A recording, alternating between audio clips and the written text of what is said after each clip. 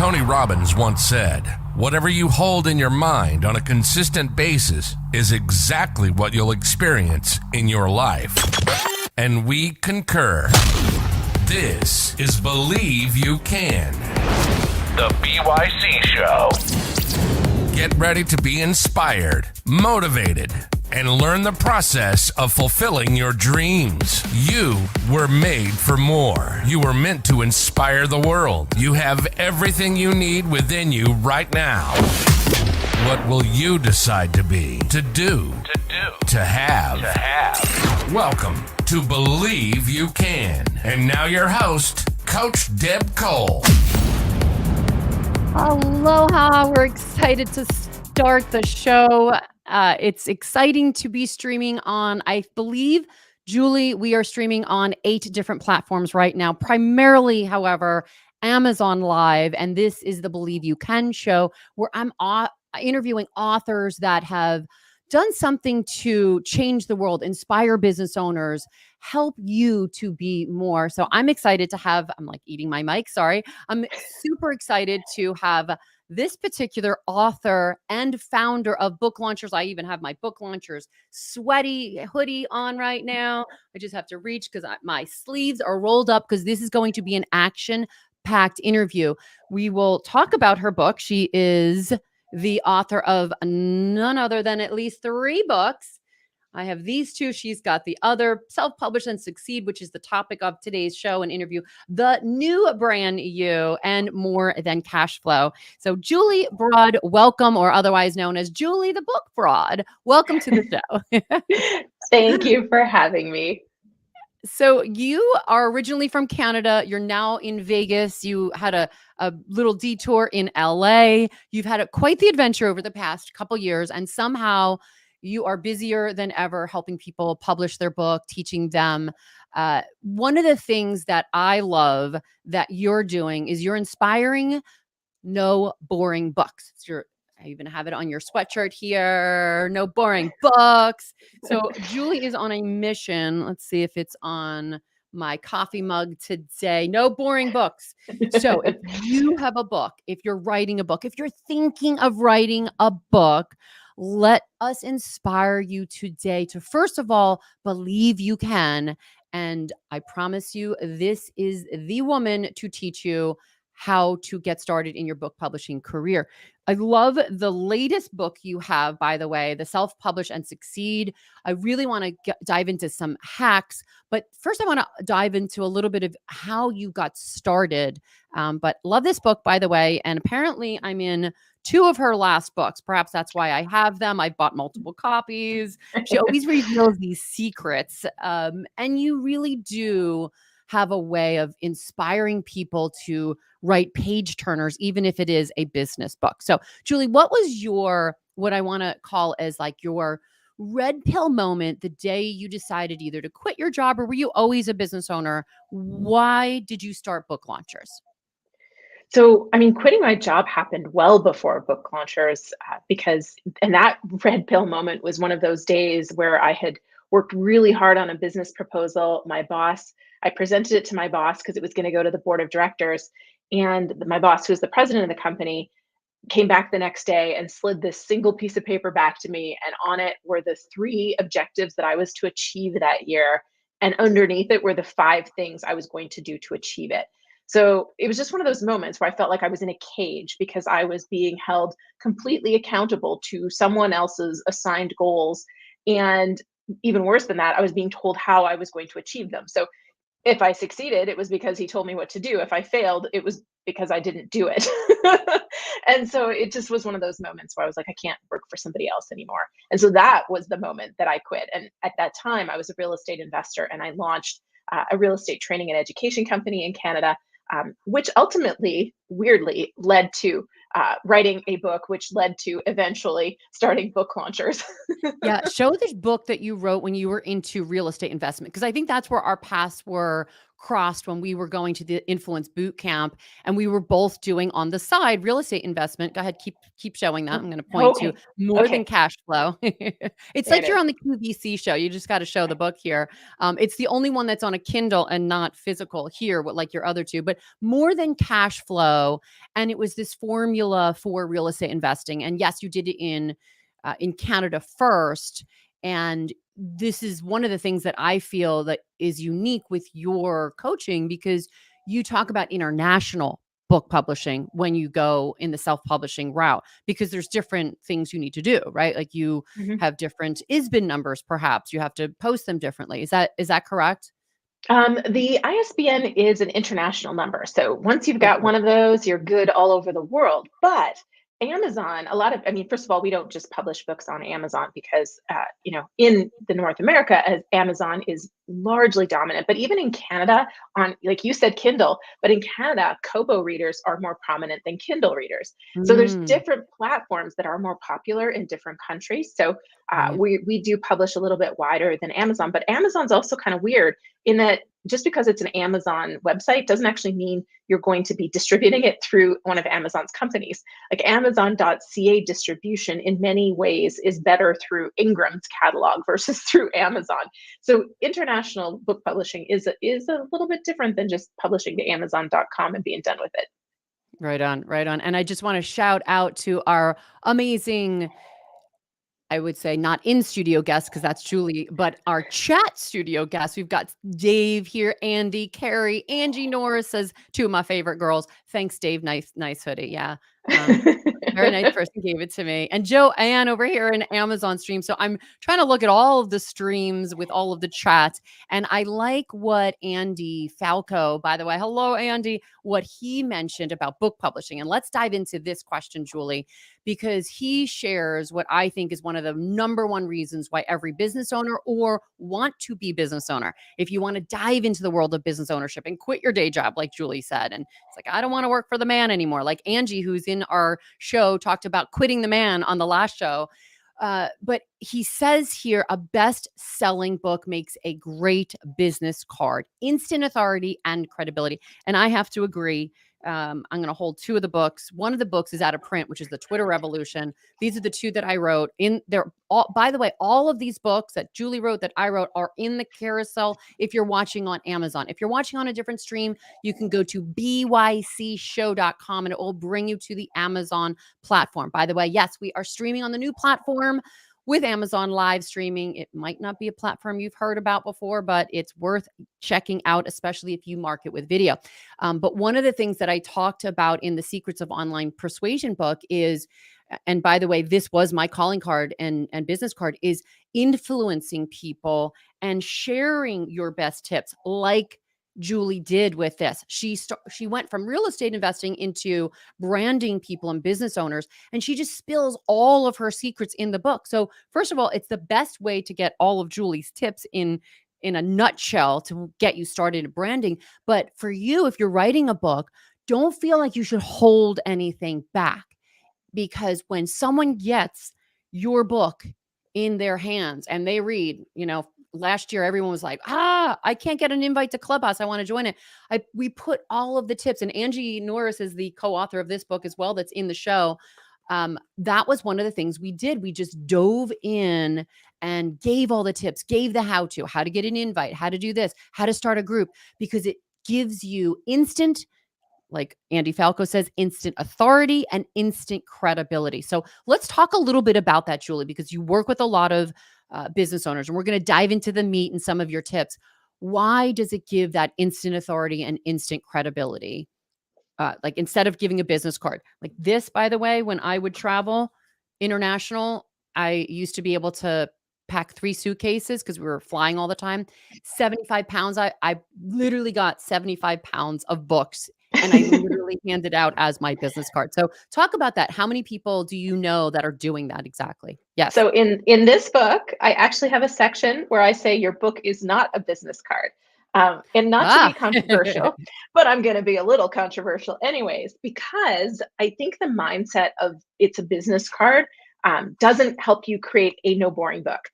Mm, However, as far as instant credibility and authority, I'm going to completely agree with Andy, because when you go on media, and I was just talking to a PR expert on the weekend. I was at the National Sales Association Winter Workshop in Orlando, and he was saying, I love authors because the media wants authors. The media wants that book as proof that you're an expert.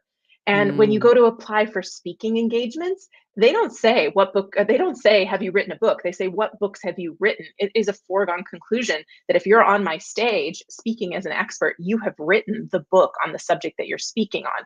So I do completely agree that it is instant authority and credibility for many people.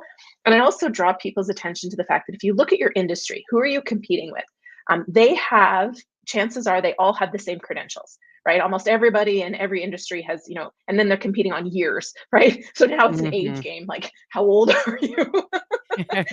How long have you suffered through this industry to be called the expert? Versus you could be 3 years in and write the book on solving a certain problem in that industry, and now suddenly you're elevated to the same level of expertise as the people who have 30 years in your industry. So Yeah. I think it's great. I just think business card, it's so much better because anybody can have a business card. Only an expert can have a book. Yes, that's excellent, and I like what you pointed out because again, you're on this mission of no boring books. By the way, you've gotta get this mug on Amazon. Is it on Amazon yet?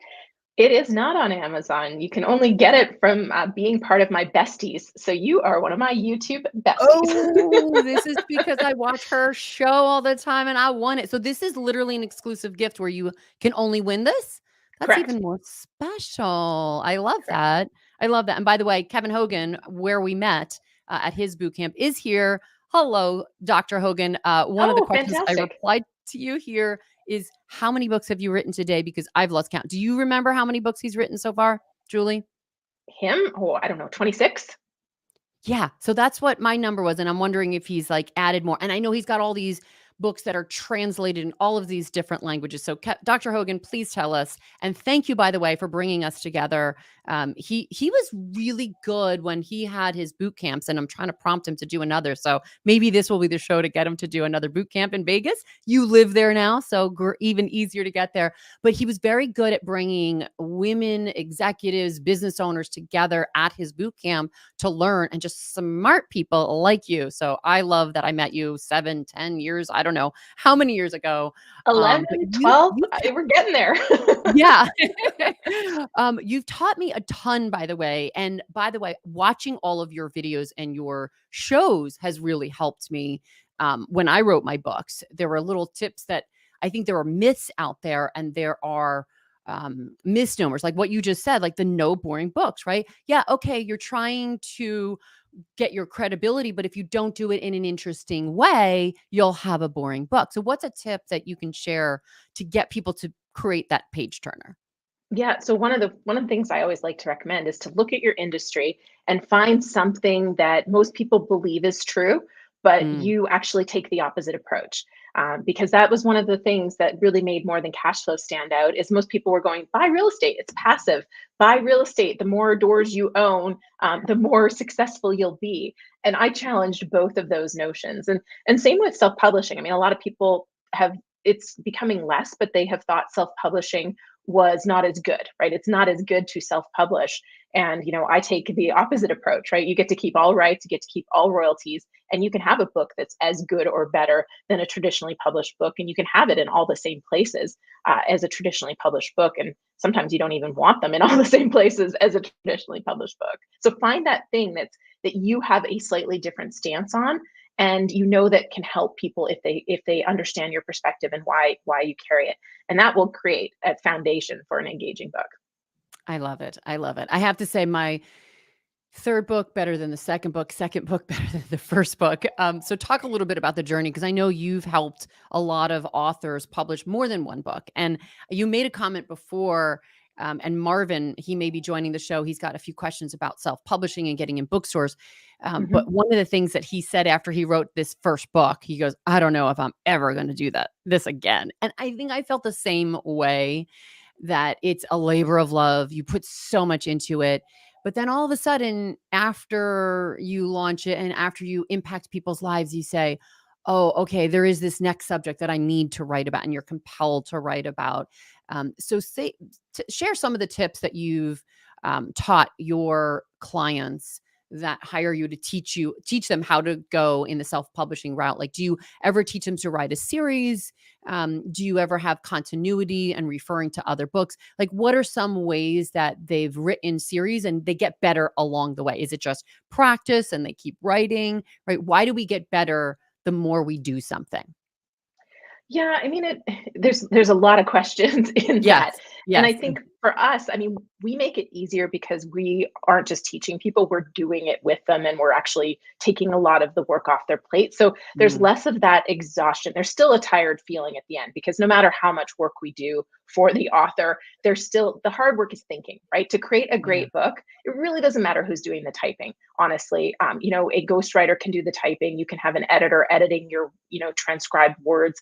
However you go about it, the hard work is the thinking, and that's what makes you tired at the end of Mm, the whole process of writing and publishing a book. mhm, But because you don't have to think about who do I hire next and what piece do I need and how am I going to, like, what's my marketing strategy for launch, we're doing all that and we're doing all the research. It's less tiring. So a lot of our clients are already thinking about book two while we're working on book one, and mm, that sets them up for success. Because what a lot of self-published authors do that they struggle with is they actually pack two books into one, or sometimes three books into one, and they don't have somebody going, hey, this is a great subject for the next book, let's table that. And so a lot of our authors are actually creating two books at the same time because they've got their one book and we're sticking to that through line on that one book, and then we're going, hey, this is a great concept for a future book. And so the ideas are percolating, they're already thinking of that second book. And I also think you get better at connecting to your audience, especially if your books in sequence connect to the same audience. That's one of the mm. weaknesses of some books is their audience is too general. They're not solving a specific problem for a specific enough audience. What is one of your best tips in this book that you can share? And if you're watching this on Amazon, you can literally click in the carousel. Actually, I'm going to scroll over because we've got more than cash flow showing. I'm going to make sure the self-publish and succeed book is there. You can literally grab it in the carousel. Uh, Share one of the tips. And by the way, I love your the way it's laid out, how you've got a lot of bold throughout because people like me that like to scan things in the beginning to see, oh, what's going to pop out. Yeah. So I love the formatting. But yeah, what's one of your favorite tips that everyone or people write you about and go, oh my gosh, I love that you dropped that tip in this book? There's quite a few, but one of the ones I think is most important if you are writing the book yourself is to create a plan. And when you sit down to write, don't edit what you've written previously. Set yourself a prompt at the end of each writing session so that when you have that 30-minute writing session, you're not wasting 20 of it reading what you've written before and editing it and making that, previous section better. Just sit down and write. You really want to make sure your first goal is a bad first draft and just Mm. write. Get that book out of your head onto the page. Otherwise, you'll be one of those people that takes 3 to 5 years just to write that first book. That was me. So that's one of the things that you had in your one of your boot camps in LA where you just set the timer and you're just right. And I think that was powerful for me. So those were some of the tips that I learned. The other thing was just write badly. And that's one of the things I talk about with video. It's like your first video is going to be your worst video. So I feel like that's similar with you is your first draft of the book is going to be your worst draft. So just get it over with and then move forward. One of the things that we've been talking about on the show is doing something for 100 days. We have our club in the social media club members, they're literally committing to doing video because it's all about video. So I'm going to challenge those of you watching either live right now with me, put this in the comment, or if it's watching on the replay to challenge you. If you've been thinking about writing a book and you've been freezing or you've been putting it off, or maybe you started and then you stopped today, start and commit to writing something, anything for 100 days, even if it's 5 minutes, 15 minutes. Julie, what would be a good time for them to set every day? If this was a goal every day, would you say 5, 15? When do they get into that flow state?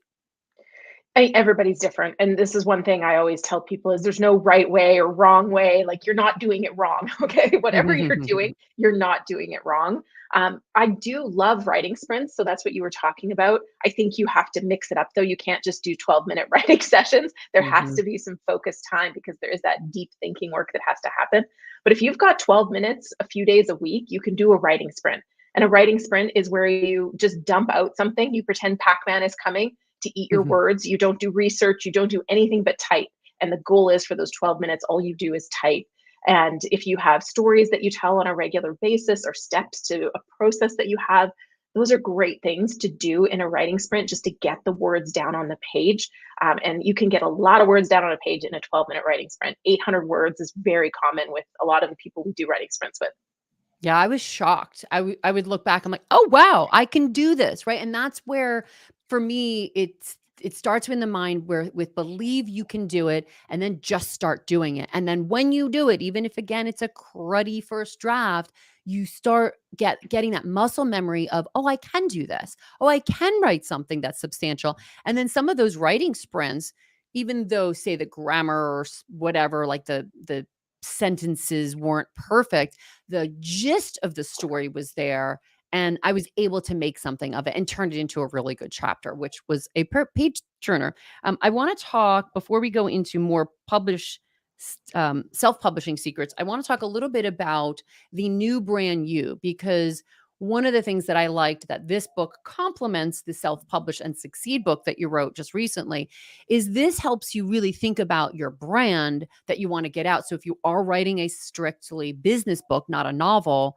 you've got to think about your brand first. So to me, I think you have to get this first, and then you get this at the back of the book. You get this self-publish and succeed, because you need to know what your message is and what your brand is, and then that starts flowing. So talk a little bit about the new brand you. And I always have to think about, not saying The the brand new title? you, because that's what everyone Yeah, likes to say at New Year's. Yeah. So talk it's a little bit the about branding yeah, as, for sure. as So an author. a lot of this is figuring out who you are, but also what you're presenting to the world in terms of who you are, and that is fundamental to your author platform. And a lot of what I talk about in the new brand you is that image that you're creating and you're putting out in the world that attracts the right people to you for whatever it is that you're offering to them. So whoever you want to impact, it's thinking about what you're putting out there, whether it's in social media or when you're at events or when you're speaking, any of the content that you're creating. So there's lots and lots of tips in there, and lots of it's great that Kevin is or was here, because lots of the material from in that book was inspired by things that Kevin said and taught us in his influence boot camp and in his books and all his newsletters. There's lots of great stuff in his book that I learned from Kevin and was inspired from him.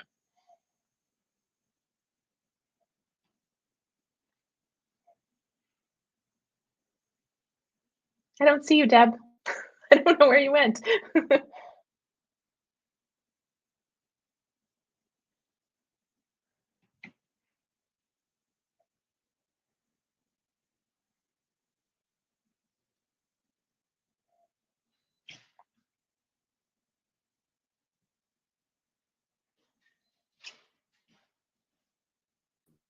Okay.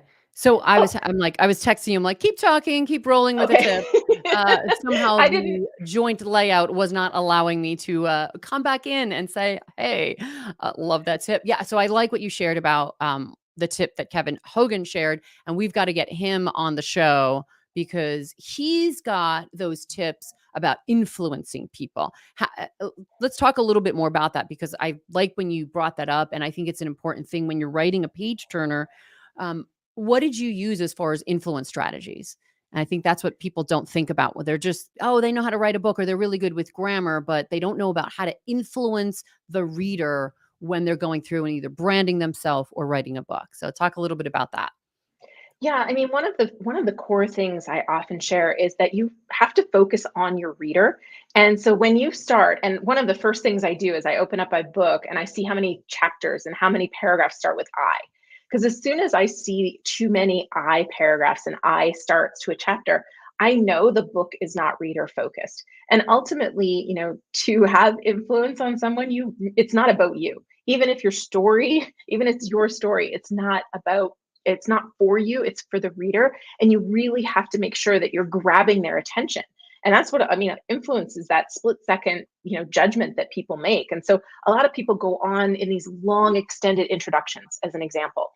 And I say, make that introduction a page and a half, and make it all about the reader. Don't go into, I was inspired to write this book when I heard the Billy Joel song. Like, yeah, the reader doesn't care. Go, okay, you're worried about this thing that's happening in your life, and you've tried to solve it by doing this, and it's not working. And I know you're crying at night. I know you're suffering. I know you're not even sleeping. And here's how I know, it's because I went through it too. And that's why I've written this book, is because I solved that problem. And inside these pages, you're going to learn X, Y, Z. This is what you're going to get. Okay, let's not waste any more time. Get into chapter 1. I can't wait to help you. Right? Like, that's what the introduction needs to be. And that's influence. Like, that's telling somebody, Mhm. I know who you are. I know Mhm. what's bothering you, and here's how I'm going to help you. Yes. Yeah, I love that. And that is where I feel like you write the no boring books, because you're influencing people and persuading, right? When I read any James Patterson book, and by the way, that was one of the tips I believe you gave me in one of the boot camps, is read a novel. How many? I think you asked it in a Socratic method question. You're like, how many novels do you read? I'm like, who has a time for a novel? I've got to read business books, like the books behind me, right? These are, I've got to get through these books first before I go into novels. But now it is admittedly on the bottom of my bookshelf, my novels, thanks to you telling me to read novels. And I found that if you read the novel, you learn how to write a page turner, and you start seeing how they leave you off in suspense with the last sentence, so that you have to turn it and get to the next chapter. I think Netflix binge series, Amazon live series, right? They're originals. They know how to do this. I think Jack Ryan was the one on Amazon that I had to binge on a Saturday. I maybe watched it in 2 days, but I didn't set out to watch the full series, but it felt like reading a novel. It felt like reading a book. So if you can write your business book and think about what do you need to do to lead them to the next page and the next page. What about storytelling? Do you give any tips about storytelling in books, even if it is a strict business book? Yeah, I mean, kind of just playing off what you said. And I think, Mhm. talking about Kevin, he really should be on the show. Yeah. But he always taught us about creating open loops in your marketing. And Yeah. that's really what you do to create. You want to, and in nonfiction, it doesn't have to be that fiction, like, suspenseful, what's going to happen, but you want Mhm. to tease them what they're going to get in future chapters, right? So you want to say, Yeah. okay, this is coming up, but right now, here's what we're going to do. And so you're creating that open loop, and sometimes it's in part of a story, like you kind of tell part of the story and then you leave them waiting for the rest of the story. But sometimes it's, hey, I've got a phenomenal tip that's, in 30 seconds you're going to solve this problem, but first you got to know how to do this. And so Mhm. those kind of techniques of open loops, the mind can't stand open loops, which is why you had to Mhm. binge watch the show, Yes. because your mind is like, I can't do anything else until I know what happens.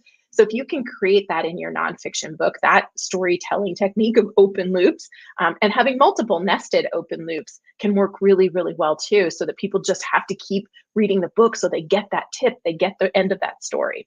Yes. And I wrote this on I tell people to write things on a Post-it. So I should put Post-its in my carousel. But if you're like me, or if you're one of my students, that's a Post-it moment, what Julie just shared. Create open loops. It will absolutely revolutionize your book writing, your marketing, your email, creating those open loops. And then think, put hashtag Amazon original series, right? And it's not a movie, it's a series like a book. So it's one chapter, one chapter, one chapter, but you seed it. So let's see if Julie will share another really juicy tip that you taught me that changed how, when I wrote the Clubhouse book, I should put that in my carousel here. The Clubhouse book, this is one of the tips that you shared that we did in the beginning of the book. And this is all about those open loops. You were seeding things like, okay, make sure you tell them what they're going to expect, what they're going to read, some of the tips. You also shared that if you're putting it on Amazon for the books to sell on Amazon, the first, is it 9 pages? Can you tell us a little bit about the 9-page? Like, this is one of the best marketing strategies for any book author that is going to self-publish and get their book on specifically Amazon, which where we are right now if you're watching. So are you willing to share that Yeah, secret? of course. So the look inside feature of Amazon, but it's on almost all the platforms now, is they have a preview or a look inside. With Amazon, you can set it to be 10% to 80, even 90% of your book can be previewable, but they randomize what pages. So the first, and I don't know the exact, I usually just go by the first 20, but I focus on the first 5 pages the reader is going to see, full stop. And one of the things you can do is whether somebody buys your book or not, you can put a little invitation that says, thanks for purchasing my book. And, as a thank you, here's this phenomenal offer to go grab this course or this checklist or this free something, so that they're going to your website and they're going to download it and give you their email address in exchange for it. I don't know if that's what you were going for, Deb, but that's one of the most phenomenal things that you can do, because whether somebody buys your book or not, they might click through and connect with you, and you're growing your platform, and you can always sell your book to them later. There you go. See, beautiful. She did it. Yep. It's literally, I think, and I was looking at it, I'm like, oh yes, it's literally page one where it just says, hey, ways that you can, I was like, why not be bold? Because I looked, I was like, oh yeah, that's the publishing page with all the ISBN info. And then that's literally page one. And then the second and third page were all about extra tips that they could get, like a complimentary PDF. If they bought this book, they can also go and get this bone. And Angie, which was one of the co-authors, along with Alicia Little, Angie Norris, we call her the bonus queen. So it's like, go over here and get all of these bonuses. So if they're interested in Clubhouse, they're obviously interested in all of those bonuses. So if you're listening, this is your reward for listening to the show right now, because Julie just dropped the best marketing tip where everyone wants to build a list and they go, oh, well, books. I've got to get in bookstores everywhere. And I've got to sell books on Amazon. It's like, well, do you? Right? There's some tips where even the look inside tip, but you can't hide it on page 40 or even 30, because and quite frankly, some people don't even get that far in your book, right? Like they get to your first chapter. So put all the good, juicy stuff in the beginning. And I feel like that's one of those myths. That's not what I learned in English class. What I learned in English class is like, you build upon it, and then you've got the climax. And then like the final thing is the best. And I'm like, nope, you've taught me reverse that, reverse engineer, share your best stuff, especially in the beginning, especially if it's a way to contact you. Now, in the end, of course, obviously there's more, contact the author page and you could put more information, but lead with your list building tips right there in the beginning. So that's another post-it moment for a list building tip, to put your best stuff in the first 5. Did you say 9 pages is like, that's Yeah, I don't know the exact number, because Amazon, okay. it's actually a percentage and they randomize it a little bit. But I think if you focus on those first 5 pages, making them the stuff that you want people to see, I think that's Yeah. pretty safe. And then it does get randomized. They will show your table of contents though. So make sure your table of contents is not boring. Look at the books in your category and don't have the same chapter titles as those books, because chances are somebody has read another book on this subject, right? You're not the first book in this subject. And if you are, I would be making sure there's a market for your topic, because that would be concerning to me if you were the first book. It might be a great opportunity, like Clubhouse, for example. It made sense, right? Clubhouse was brand new. You were the first book. So that was great. But in many cases, you're not the first book. So check to make sure your Right. chapter titles are unique and have value and sell a benefit to that reader, so that they're looking at that chapter going, oh my goodness, I got to know what's inside of that chapter. I have to buy this book. Right. Right. Yeah. I think that's always been my strategies. Write the book first. Let other people figure out a way to differentiate themselves. But yeah, I love that. Now, Marvin wrote in a question about publishing. So say you are a self-published author and you've gotten to that point, and either you've written the book already or you're about to release it. But what he wants to know is, can I still, as a self-published author, get into physical bookstores everywhere? So if you could address that question, he will be most grateful. Yeah, yes, you can. The bigger question is, do you want to? And the reason I say that is because the financial implications of getting into bookstores and having returns is really, really big. And I'll explain more on that in a second. But to get into bookstores, first of all, you need to be listed on the Ingram catalog. So you would set yourself up with Ingram Spark, or in my case, I use Lightning Source. I think these days most people have to go through Ingram Spark. That's what we set up most of our clients with. So now you're available in the Ingram catalog, but you also have to set your wholesale discount at 45%.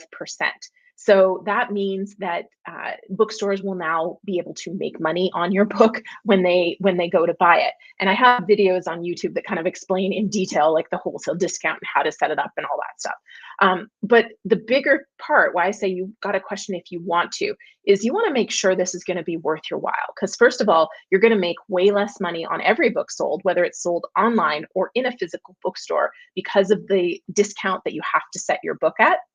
The other piece is and it's a requirement in order to be physically in a bookstore, that you allow the books to be returned. And you don't want return to sender, you want return and destroy, because it is substantially more expensive to have return to sender. But here's what happens. So you've sold the book and you've probably made $4, maybe $5 on that physical book sale when it goes to the bookstore. When they return it, they're not returning it for what you made. They're returning it for what they paid for it. And you now have to recoup that cost. So you're now, usually it's costing you $11 or $12 per book returned. So if you do a widespread bookstore distribution plan, which a lot of our authors will go for, if they're going for bookstores, they're going to get good sales in one Barnes and Noble, and then we're going to contact the regional manager and go, hey, this book's selling really well in these types of stores, in these types of locations, now carry it. The bookstores order a whole bunch of books, and then when they don't sell 6 months later, if they haven't sold, they return them. So it can be very expensive, but we can go into strategy of how to get listed, but I would recommend thinking through the numbers before you pursue this strategy of physical distribution, because it can be easily available online without you having to suffer the consequences. Yeah. So I couple things, again, more post-it note moments there, is really evaluate what your whole purpose is. Is it to make money? Is it to, what is it? Exposure. And you mentioned something about return and destroy because it costs more to get the book back, which is crazy. And hopefully they donate it or something. They like give it to the library is what I would, I think that's the option that I want. So I definitely want to get into strategy. Maybe we'll wrap up this show with that strategy. But before we do, let's take a moment to talk a little bit about what you've guided me and others and other authors that you've coached about, your purpose, right? Why are you writing this book? Because that's probably one of the best things I think that you teach for your authors. And again, all of the tips here in the Self-Publish and Succeed. If you're watching the show, be sure to grab Julie Broad's book, Self-Publish and Succeed. It's on Amazon, and I know they change titles and prices, but look down here in the carousel and you'll see it's like a no-brainer. You can spend thousands of dollars hiring Julie, or you can get her book and get started. So yeah, let's talk a little bit about the purpose of it, because I think that's one of the things that I shifted my purpose in the beginning when I wrote my first book to when I wrote my third book. It was no longer about making money or becoming a bestseller. I shifted my purpose. So what are some of the questions that you ask people to really narrow down their purpose? Yeah, I mean, first of all, it's just understanding what success looks like for you with the book, and not getting confused, because a lot of people what's most important is that it generates leads for my business, but then they feel like it's a failure if it's only sold a couple hundred copies. And yet, if it's, just as an example, Self-Publish and Succeed, if you enter the North Street Book Prize, you're going to get a copy of Self-Publish and Succeed. So that's going out to several thousand writers, that enter the North Street Book Prize. That's huge opportunity for the company, for my book. It's great exposure. So I'm not selling the book, but I've got this great partnership where they're promoting book launchers, and I'm getting my book into the hands of a lot of people who write books, because a lot of people who write fiction end up writing a nonfiction later, and vice versa. So you want to get clear on what your first goal is. Like, what does success look like? And that means if you want a bestseller, why? Dig into it. Because a bestseller is, you get the bestseller, woohoo, now what? My first book went to #1 on Amazon. It was ahead of Game of Thrones and Dan Brown. But what does that bestseller do? Why is that bestseller important for you? Are you trying to get speaking engagements? Are you trying to get leads? Is this about credibility in your industry? Is this about being a media featured expert? You have to figure out what success looks like, and then design the book that will appeal to the audience that's going to lead to that success. So if it's to grow your business, your book should be written for your ideal client. Because if it's not, then how is the book going to directly lead to growing your business? I love that. Love that. Love that tip. We've got our Skype view here right now. So our final tip from Julie Broad, or Julie, what I like to say, Julie the Book Broad. It is her last name, so we get to call her the Book Broad. Yeah, share a little bit about the strategy, really diving into if you want to get into bookstores, because I think that's one of the biggest debates and objections where people go, "Oh, I don't want to write my own self-published book because I want to be in bookstores." But you say you can actually do both, which again is another post-it moment. So if you could share that strategy as we wrap up. Yeah, so I mean, to be self-published and get into bookstores is an extra step. So that is one of the advantages of traditional publishing is they used to, and a lot of things have changed in the last couple of years. So they used to have a direct line into the bookstores when you were traditionally published. And I say a lot of things have changed in the last couple of years, not just because of COVID, but also because of COVID. So one thing is the owner, or not the owner, but the person who runs, well, and the owner of Barnes and Noble has changed. And the guy who's in charge, he drives a local strategy. So he's not the book buying at Barnes and Noble used to be driven by a national and regional buyer. It is more local now than ever. So if you're a local author, you're self-published or traditional, you're more likely to get that space. But it's not going to be driven by head office anywhere near as much as it used to be. So there's a lot more strategy involved, whether you're a traditionally published author or a self-published author. But the other piece of this is really figuring out the bigger picture goal and whether it matters. So if your goal is to be like you're a 5-figure consultant and you want to go to 6 figures, you probably do want to pursue airport bookstores. You probably do want to pursue physical bookstore distribution, but you might not need to. Right? Can you achieve it without going to the bookstores? Most of the time, if you can be found on a search engine, if somebody can type it into Amazon, they can find you on Google, that's going to be worth so much more than just finding you on a bookshelf store. Because the other piece that changed with COVID is buying habits. They still go to Barnes and Noble or Chapters Indigo if they're in Canada to find their bookstore, but they're doing it online. They're not browsing the bookstores as much as they used to. And when they do, it's often because of an event or something that's happening at the bookstore that's driving traffic into that bookstore. So I think a lot of goals can be achieved without the bookstore distribution. But to get bookstore distribution as a self-published author, step one is to make sure you've got your own ISBN. You didn't get the free one from Amazon. You've got your distribution set up through Ingram. You've got the right wholesale discount. And then you need to have a book that's selling. Full stop. Like that's what they're going to care about is they don't want to take up shelf space with a book that's not going to sell. And then you're going to approach local stores first to get sales through those stores so that you have proof of concept when you contact other stores. So that is revolutionary for people because I think most people think, oh, if I went the self-publishing route, I can't be in physical books and I have to go through a traditional publisher, which to me, the traditional publisher, I don't know, what do we say? Screws you, right? Like it's just not a good model anymore if it ever was, maybe back in the day. It was, but that's a revolutionary mind shift for people. Like, yes, you still can get into bookstores if you are a self-published author. So, can you share maybe as we wrap up, either a success story of one of your clients that went the self-publishing route, maybe was a little bit nervous. She didn't think, and I'm assuming it's a she because could be a guy, whatever story you want to share, but maybe she didn't think she could write the book. And she met with you, she talked to you, or she watched all of your shows every week because you drop so many self-publishing tips. And so good. You reveal so much on your show every week, right?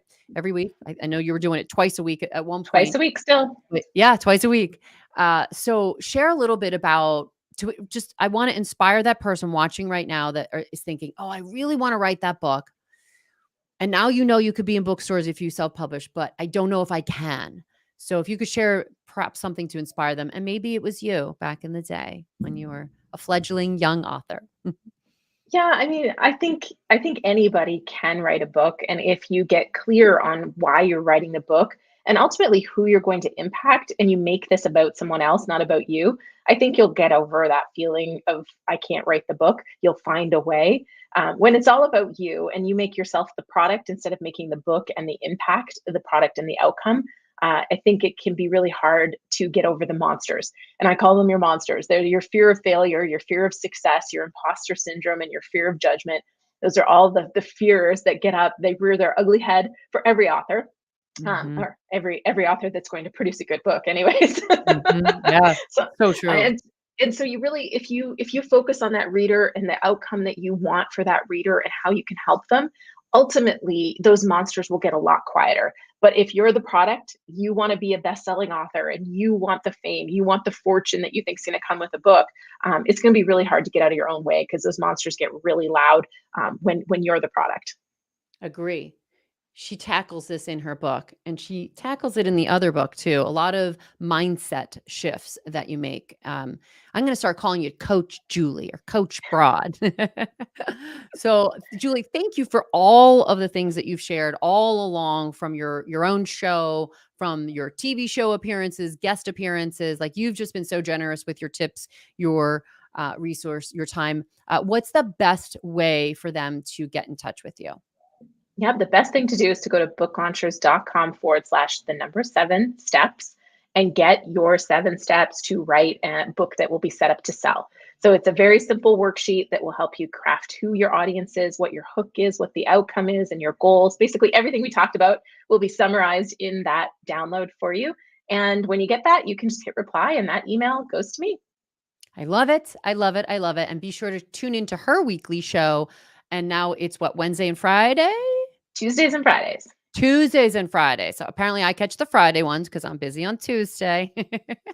But catch her show every week. How you do 2 shows a week. My hat is off to you. My hoodie. There you go. I'm going to put my hoodie and then I'm going to tip my hoodie if that's a thing where we just made it a thing. Well, thank you, thank you, thank you for your time, Julie. And we're definitely going to have you back on as a regular guest, even though you're not regular at all. We said the same thing to Angie. Like you girls are not regular girls at all. You're powerhouse women, as someone said in the comments earlier. So true. Thank you for doing what you do. Keep inspiring book authors. And those of you watching, be sure to get her book, Self-Publish and Succeed, the new brand new. And if you're in real estate investing, perhaps they could get your third book, which is Mhm. the, go ahead, More I'll than let you, cash flow. More Than Cash Flow. You got to Let me flip hold her. your Here we laptop. go. There you go. Oops. 3 books. That was Here her we go. first book. That was her first book. Which is your favorite, by the way? Um, Which was I your don't favorite to know. write? I I don't have know. a favorite. I All mean, three? I have fond feelings for this one because it launched me into self-publishing and into book launchers. But this is my most favorite right now because it talks about everything that we do at book launchers right now. So, Yeah. yeah. But I actually think the new brand new is my best book. So, like, best written, most interesting. Like, so. Do love this color. I or the cover. I love it. I love it. And somehow I got very enthusiastic. My cover ripped. That's Oh how no. enthusiastic I am in your book. It almost Often ripped many of my perfectly. books that I hold up, I have a lot of these, again, Post-it notes and put notes. So yeah, I think I'm going to make tweets of all of the best of. And by the way, both of her books have 2 secrets. This one I think reveals a Vegas bathroom suite secret. Hmm. And then this one shares yet another secret of a moment I shared with Julie. So I have to buy all of her books because I have to see what is she talking about and revealing in here. And actually, one of the things too that you've said to me where we've had some embarrassing moments or things that are crazy, like the bathroom suite one. And I said, I was like, well, it'll make for a really good story. Well, I didn't know you were going to put it and publish it in, your storybook here, but it makes for an interesting book and certainly no boring book. So if you're watching, tuning in today, definitely watch Julie's show every week. She's, by the way, funny too, especially when she wears her blue hair and when her son Jackson makes an appearance. And I think he's going to be an upcoming YouTuber. Is that what I hear? The rumor? He is demanding we start a YouTube channel for him. So we haven't started it yet, but it will be soon because he now signs off. He's like, "This is Jackson Pena. See you on the next video. Be sure to subscribe and hit that thumbs up." You're like, you were just talking to your grandma. That's great. That's great. That is literally his moniker every phone call or FaceTime. That's great. He's a YouTuber in training. I love it. I love it. It's funny because I think you saw our beach house down in Mission Beach when I was living there for a bit. Hmm. That was one of the things. We were sitting in the front. I was there with a couple friends. We're just lounging and we're just literally watching the show of people on the boardwalk. And then we filmed a couple things and I would produce shows on that porch because why not? It's a gorgeous view, right? Lighting is always tricky at the beach. But one of the things I loved that they said at first, we were like, what? And then I'm like, I love this. This is a sign of the times. But as someone was walking by and they saw us filming and they saw the lights and all the cameras and they're like, must be a YouTuber. And first we're like, well, why aren't we, filming a movie? And then I thought, no, like that's what everyone is doing now. They're tuning into YouTube shows and Mhm. it has essentially replaced cable and TV. So yeah, You want to know Jackson, something funny? future YouTuber. Jackson I demands do. to watch YouTube, and we're like, "Come on, like let's watch Netflix today." And he's like, "No, YouTube. Yeah. Yeah. Yeah. Only It's, YouTube." Yeah. yeah. Yeah. And a lot of times, again, it's content that's, I think for me, the reason I go to a show that's more reality based is because it's more real as opposed to a script, right? Now, we know reality shows are somewhat scripted as well, but these YouTube shows are real people sharing what they've done. And that's what you've done. And you shared all of these tips. You don't hold anything back on your show. So it's phenomenal. Thank you for showing up. And we will definitely see you on a future show. And thank you. Any final words as we wrap up? The missing piece is always action. So if you want to have a book, the only way to do it is to get started. That is great advice. So 100 days, those of you who are committed, if you're watching on the replay or here live or as we wrap up, put in the comments and let us know you're committed to 100 days of writing, even if it's just a little bit. When I was talking about video marketing, I'm like, even if you're maybe one day you're producing, another day you're editing, another day you're researching. So even if it's research, it's working toward your book. So commit to that 100 days, drop that into comments. I'm Coach Deb, host of the show. This was my amazing guest, Julie Broad from Canada via LA and now Vegas. Thanks for joining us. Thanks for having me. Ciao.